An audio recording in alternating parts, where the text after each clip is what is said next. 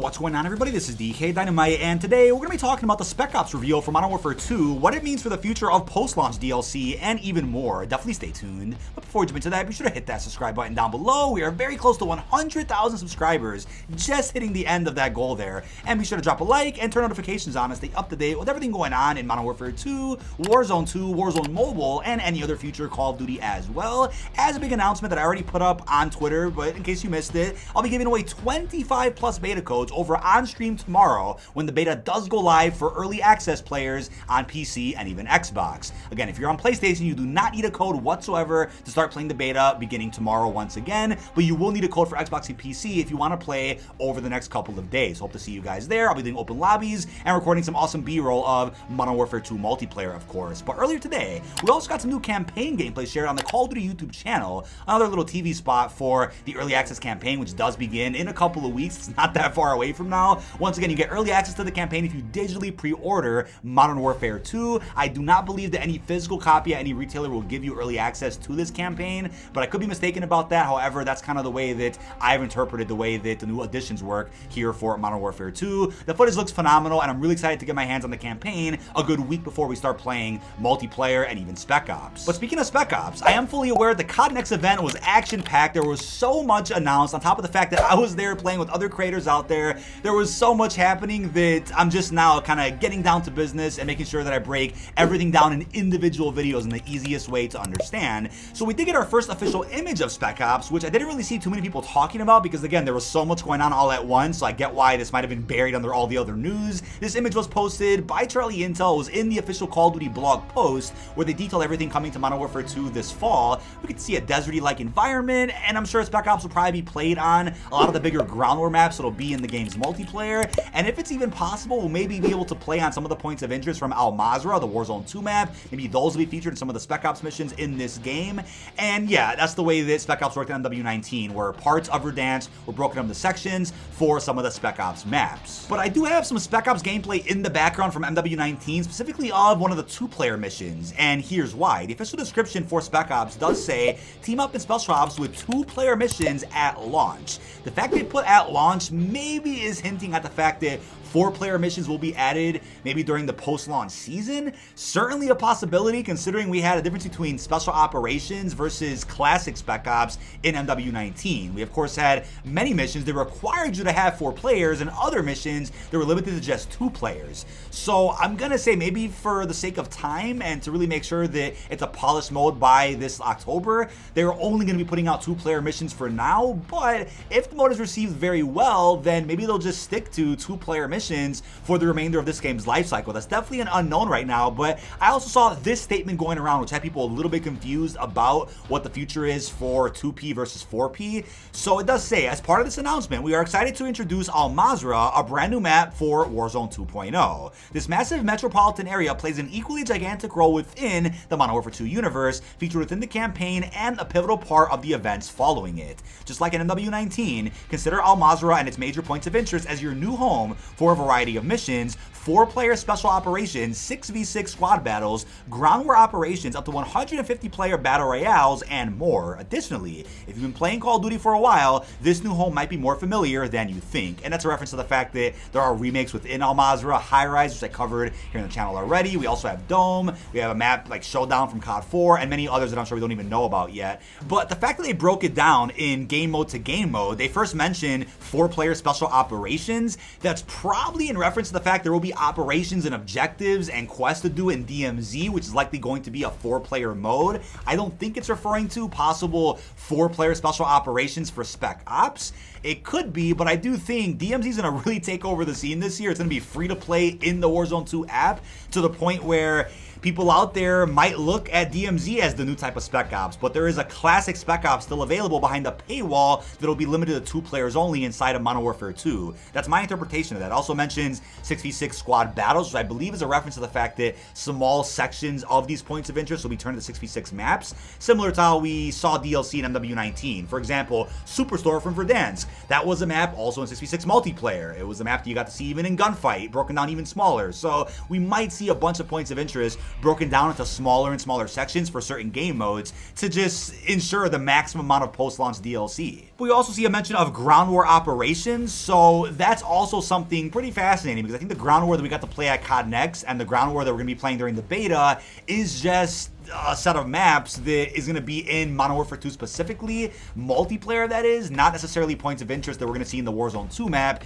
but that'll likely change with the post-launch. Now, more details about Spec Ops were also shared in a blog post that you guys might have missed. It says, continue the story after the Modern Warfare 2 campaign concludes with this in-depth two-player cooperative experience, allowing you to explore large-scale hot zones with your fellow squad mates. Assemble your two-person strike team for a number of branching operations against Redacted, available at launch.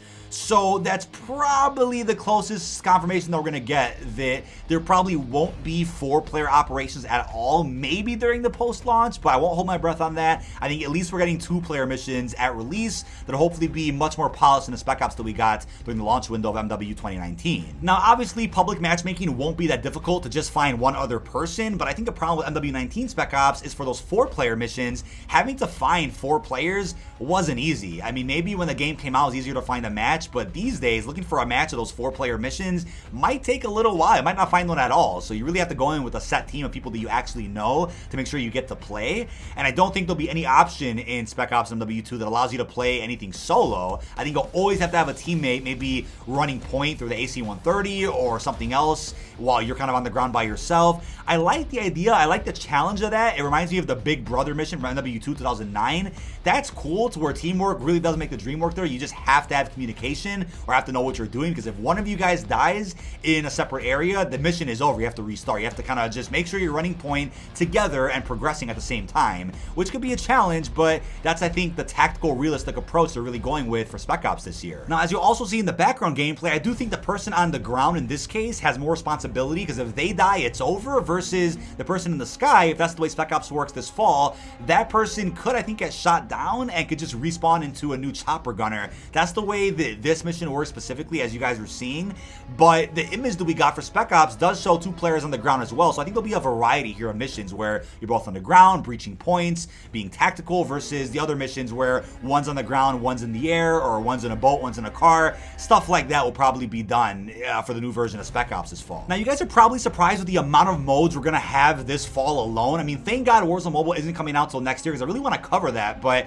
priority will obviously be on the premium Call of Duty first, which is Modern Warfare 2. So this fall, we have campaign, multiplayer Spec Ops, then about 3 weeks later, in mid-November, we have Warzone 2 and DMZ. So there's a lot going on already, and if you guys are a little bit overwhelmed with the amount of content you're hearing about right now, just know that I don't think the strategy is to just throw out a bunch of modes and kind of see what sticks. I do think the goal is to release each mode in a certain state that is plentiful enough content-wise, but to a point where each season that also comes out will also bring forth some very high-quality and memorable updates that will keep those modes alive for the entire year. So I think in the case of Spec Ops, it'll be cool to have maybe a plethora of Spec Ops missions at release, maybe 6 or 7. I mean, that's kind of the hope right now, and then maybe each season could bring forth an additional mission or 2 tops. Because I understand them having to really split up time amongst their studio. I mean, Infinity Ward is massive, so they'll be able to have a big enough team to make sure they get maybe 1 to 2 missions out for Spec Ops each season, a couple of multiplayer maps, their weapons,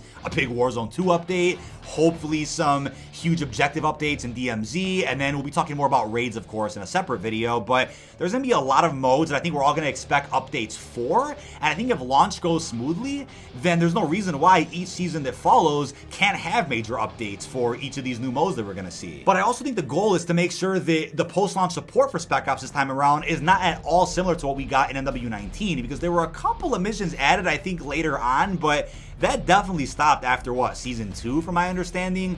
There are, of course, rewards you can unlock by playing Spec Ops in 2019, but you could definitely tell the stability of the mode was just not it, to the point where people out there just didn't play it, and also to the point where the story implications of Spec Ops kind of got moved over into the story that Warzone 1 began to tell for the MW life cycle. So I think the point is, for this time around, is to tell a story with the new Spec Ops, and to continue telling that story with Warzone 2 and DMZ. It's going to have a really constant flow of content across all those modes that furthers the narrative and also furthers the gameplay opportunities for the entire year of DLC. But sure, there's always a possibility one of these modes doesn't do well, whether it's Spec Ops, DMZ, whether it's raids.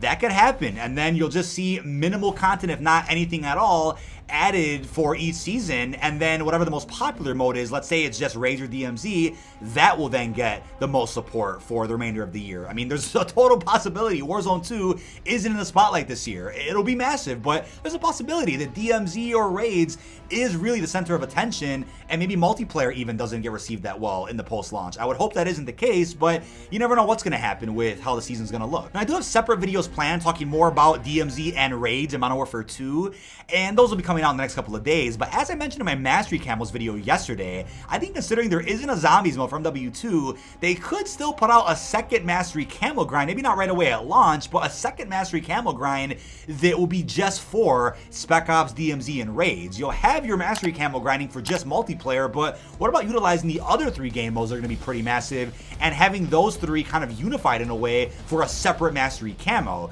Not to say that you can't level up your weapons in those other 3 modes to then unlock a new Damascus for multiplayer, but having an exclusive camo that you can only unlock by playing the non-multiplayer modes, and by that I mean any mode that's not just regular MP. I'm talking about modes like DMZ, Raids, and Spec Ops. That will be cool to see. And I also think that increases replayability. Besides just going in for a speed run to beat a mission quickly, or besides just going in to get all 3 stars or an achievement, or just to beat a mission once or twice, having an extra grind on top of that, which could even be similar to Obsidian, like we got in MW19, where later in the game's life cycle, a good 6 months plus, after that, maybe by season 3 or 4, you can end up getting a new Mastery Camo added that could be unlocked through different means from the camo that you had from regular multiplayer. But like I said before, and I'll say it again to really wrap this video up, MW19 Spec Ops is beautiful. I mean, it was hard to experience how beautiful it was on a console at the time because the modes just didn't work properly. But going back to it on PC, every mission works flawlessly. Going on a PS5 though, today,